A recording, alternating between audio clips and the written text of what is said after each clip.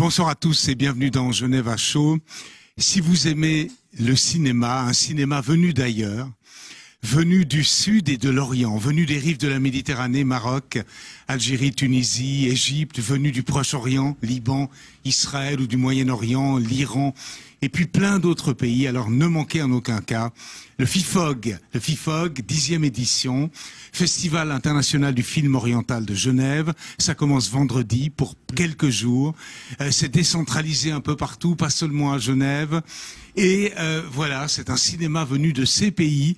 À voir le programme, à voir le nombre d'invités, le nombre de réalisateurs qui seront présents, on a le sentiment d'une incroyable vitalité du cinéma dans ces pays qui ont vécu pour la plupart ce qu'on a appelé le printemps arabe. On en parle avec Taha Rouchi, directeur artistique de ce festival, tout à l'heure, en fin d'émission. Mais d'ici là, bonsoir Taha Rouchi et bienvenue dans cette émission. Bonsoir et merci pour l'invitation. Je suis impressionné de votre menu. Vous êtes le directeur artistique du FIFOG, 10e édition, Festival international du film oriental de Genève. Plein de pays, Afrique du Nord, Moyen-Orient, Proche-Orient, des réalisateurs qui vont venir. Comment on concocte tout ça? Comment on fait le mélange au fond? Alors, il faut beaucoup de passion, beaucoup de nuits blanches et beaucoup d'entêtement et de persévérance. Et beaucoup d'amour, qui couronne cette édition qui est la 10e, un anniversaire que nous voulons fêter justement avec la robe rouge qui est le symbole de la passion. Oui. Et du bleu également qui est le symbole, enfin la référence à l'intellect, à l'analyse. Vous dites la passion, il y a un thème conducteur qui est l'amour, je crois. Absolument. C'est plutôt un beau thème à l'approche du printemps. Alors, parlez-nous d'amour et parlez-nous d'amour au cinéma, Taha. Alors, chaque film est une déclaration d'amour à l'art.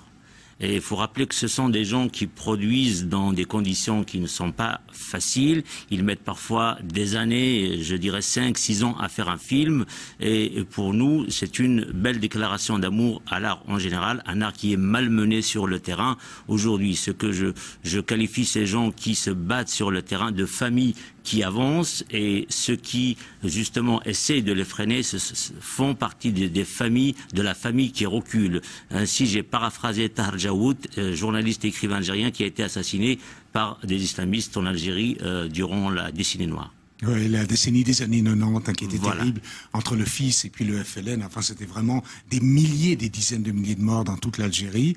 Alors il y a des films algériens, justement, franco-algériens, beaucoup de coproductions, beaucoup de films marocains. J'ai vu un article du Matin marocain qui se félicitait de votre festival et que le Maroc soit présent. Tunisien, bien sûr, pleine effervescence en Tunisie, des films égyptiens, et puis Proche-Orient, Moyen-Orient. Il y a une effervescence, me semble-t-il. Absolument. Le but du festival est de montrer justement toutes ces productions qui n'ont pas la chance d'arriver sur nos écrans pour des raisons naturellement économiques. Les distributeurs ne peuvent pas prendre des risques, d'où justement la raison d'existence d'un festival comme le nôtre qui permet, que je qualifie de vitrine pour ces cinéastes, pour exposer leur travail. En même temps, c'est une fenêtre ouverte sur l'Orient, une fenêtre différente de celle qu'on a dans les médias ou dans les médias en général qui travaillent dans l'urgence. Nous proposons un regard artistique, un regard serein et analytique. Notre festival est un festival résolument artistique qui s'inscrit sur le terrain de l'artistique et naturellement, comme les critiques littéraires notamment le soulignent, je fais référence à Roland Barthes, une œuvre artistique est forcément polysémique, donc il y a des prolongements politiques à notre travail. Oui, Roland Barthes qui a écrit Mythologie et qui a beaucoup écrit sur le cinéma, hein, des lignes magnifiques sur le cinéma, hein, ce décrypteur de la sémiologie du langage au fond.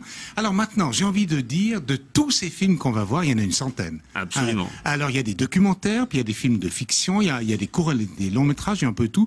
Quel est celui que vous préférez, que vous auriez le plus envie de nous inviter à venir voir au fond? Alors, je dirais nos plus beaux jours avec Faten Hamama qui vient de nous quitter. À travers ce film, on voudrait lui rendre hommage. Donc, c'est un film classique, ancien, en noir et blanc, et dans lequel aussi on retrouve un certain Omar Sharif dans ses débuts dans le cinéma. Ouais, en Égypte.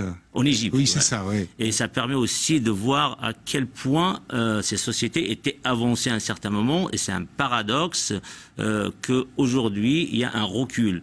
Le cinéma nous permet de comprendre justement ces dérives, ce détournement de fleuve, pour aussi paraphraser un autre écrivain, qui s'est passé à travers l'histoire. Donc il y a justement des politiques qui étaient mises en place et qui n'ont pas su donner les réponses aux nouvelles générations, et forcément plus tard on se retrouve dans des groupes armés, obscurantistes, et puis le Rubicon est franchi vers la barbarie. Alors l'Égypte de la jeunesse de Omar Sharif, c'était encore le roi Farouk, c'était avant Suez en 56, et puis avant Nasser, toute l'épopée de Nasser, et puis ensuite Sadat, etc.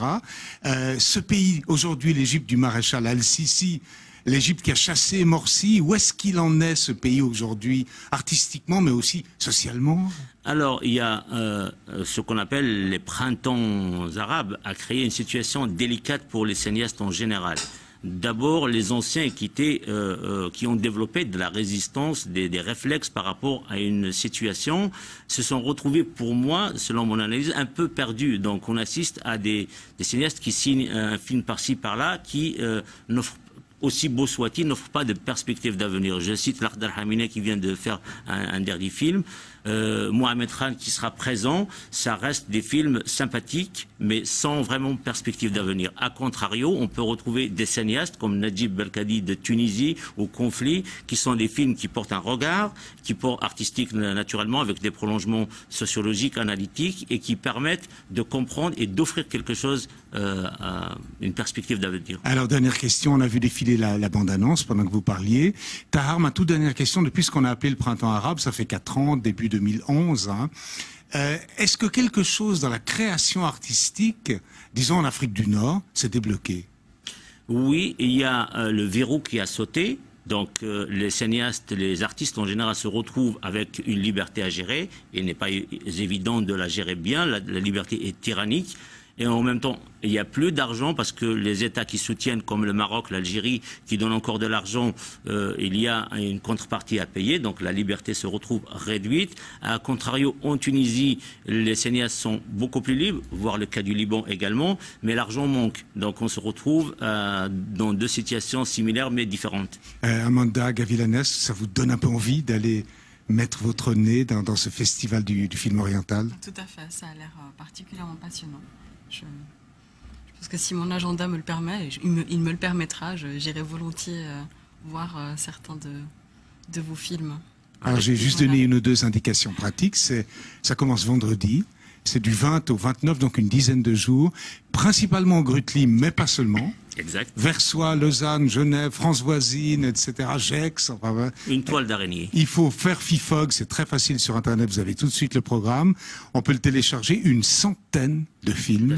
Et beaucoup de réalisateurs physiquement présents. Moi, je cite le président d'honneur Adonis, le poète syro-libanais, Mohamed Malas qui vient de Damas, donc il vit actuellement à Damas, et d'autres personnes encore qui sont pas forcément connues en Suisse, comme Kamal Hamadi qui est compositeur, parolier, qui a écrit plus de 2000 chansons à la plupart des chanteurs d'Afrique du Nord, et Djoura aussi, l'une des premières femmes à oser chanter en Algérie. Il a écrit Le voile du silence, il a fait aller au pays des mirages sur la banlieue française, et donc c'est des personnes très riches et très intéressantes, et il faut vraiment profiter de l'occasion pour les rencontrer. Bon, moi j'avoue que ça me donne vraiment immensément envie. Merci Tahar.